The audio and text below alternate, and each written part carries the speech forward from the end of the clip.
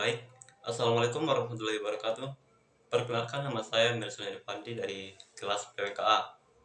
Pada kesempatan kali ini saya akan menyimpulkan terkait materi metode penelitian dari pertemuan 1 hingga terakhir. Di sini yang pertama yaitu data dalam metode penelitian. Data dalam metode penelitian merujuk pada informasi atau fakta yang dikumpulkan atau diperoleh melalui metode penelitian yang telah ditetapkan sebelumnya.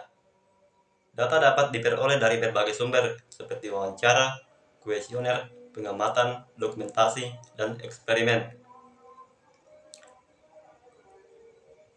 Data yang dikumpulkan dalam penelitian harus relevan dengan tujuan penelitian yang harus diambil dengan cara yang valid dan reliabel. Validasi data mengacu pada apakah data tersebut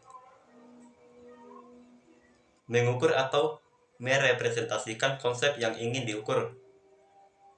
Sedangkan reliabilitas data mengacu pada konsistensi data tersebut dalam pengukuran yang berulang. Data kemudian dianalisis dan diinterpretasikan untuk menjawab pertanyaan penelitian dan menguji hipotesis. Analisis data dapat dilakukan dengan menggunakan metode kuantitatif, kualitatif, atau gabungan keduanya, tergantung pada tujuan penelitian dan jenis data yang dikumpulkan. Selanjutnya yang kedua yaitu kerangka penelitian.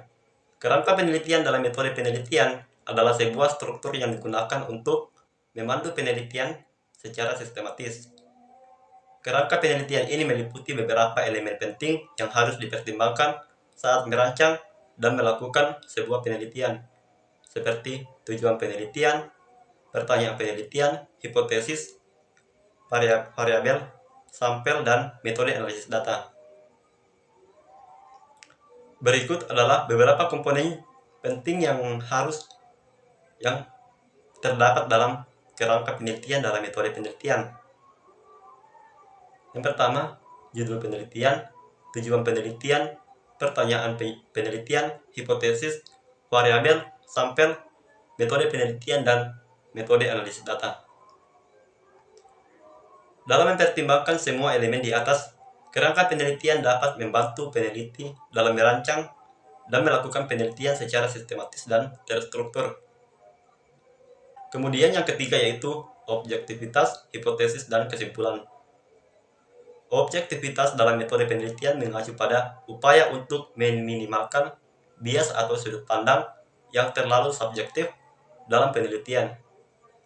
Objektivitas dapat dicapai melalui pengamatan, melalui penggunaan metodologi yang tepat, pengambilan sampel dan representatif, dan analisis data yang akurat. Hipotesis adalah suatu pernyataan yang diajukan untuk diuji kebenarannya dalam sebuah penelitian. Hipotesis biasanya didasarkan pada pengamatan atau asumsi tertentu dan berfungsi sebagai kerangka acuan untuk menguji suatu fenomena atau hubungan antara variabel. Kesimpulan dalam metode penelitian merupakan hasil akhir yang diperoleh setelah analisis data dan pengujian hipotesis. Kesimpulan harus didukung oleh bukti empiris yang dapat diandalkan dan mengikuti logika yang jelas. Kesimpulan yang kuat dapat menjadi dasar untuk rekomendasi atau tindakan selanjutnya. Secara keseluruhan, objektivitas, hipotesis, dan kesimpulan merupakan bagian integral dari metode penelitian.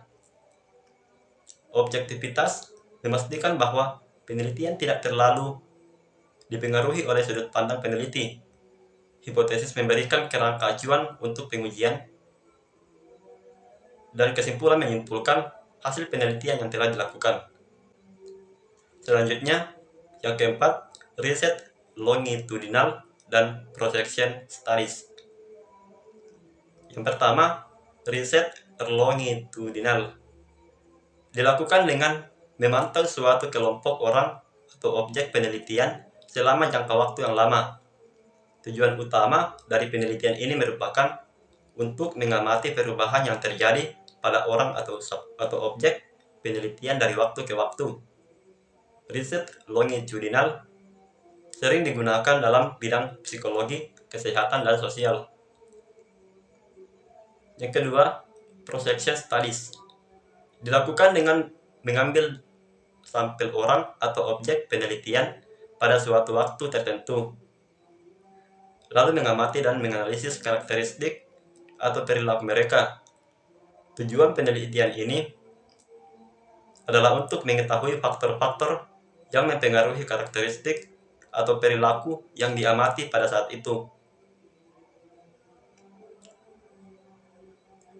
Projection studies sering digunakan dalam bidang kesehatan, pendidikan, dan ilmu sosial. Kedua metode penelitian ini memiliki kelebihan dan kekurangan. Riset longitudinal dapat memberikan informasi tentang perubahan yang terjadi pada suatu objek penelitian dari waktu ke waktu, tetapi membutuhkan waktu dan biaya yang besar, sedangkan projection studies lebih cepat dan lebih murah, tetapi tidak dapat memberikan informasi tentang perubahan dari waktu ke waktu. Kemudian yang terakhir yaitu yang kelima, kualitatif dan kuantitatif. Metode penelitian kualitatif adalah jenis penelitian yang berfokus pada penjelasan dan pemahaman terhadap suatu fenomena secara mendalam dan rinci. Metode ini seringkali dilakukan dengan pengumpulan data yang bersifat deskriptif dan berupa kata-kata atau gambar, seperti wawancara, observasi, dan studi kasus. Data yang diperoleh kemudian dianalisis secara interpretatif untuk mendapatkan pemahaman yang lebih dalam tentang fenomena yang diteliti.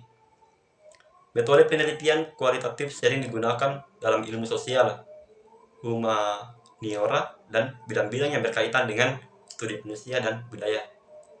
Sementara itu, metode penelitian kuantitatif merupakan jenis penelitian yang berfokus pada pengukuran fenomena dengan menggunakan data numerik atau statistik. Metode ini seringkali dilakukan dengan menggunakan instrumen pengukuran seperti kuesioner atau eksperimen, dan data yang diperoleh kemudian dianalisis secara statistik untuk mendapatkan kesimpulan yang objektif. Metode penelitian kuantitatif sering digunakan dalam bidang-bidang seperti ilmu eksakta, ilmu alam, dan teknik. Pada kedua jenis metode penelitian ini memiliki kelebihan dan kekurangan masing-masing. Metode penelitian kualitatif sering dianggap lebih cocok untuk penelitian yang bersifat eksploratif dan kualitatif, sedangkan metode penelitian kuantitatif lebih cocok untuk penelitian yang bersifat eksperimental dan memerlukan pengukuran yang objektif. Baik, sekian materi dari saya. Wassalamualaikum warahmatullahi wabarakatuh.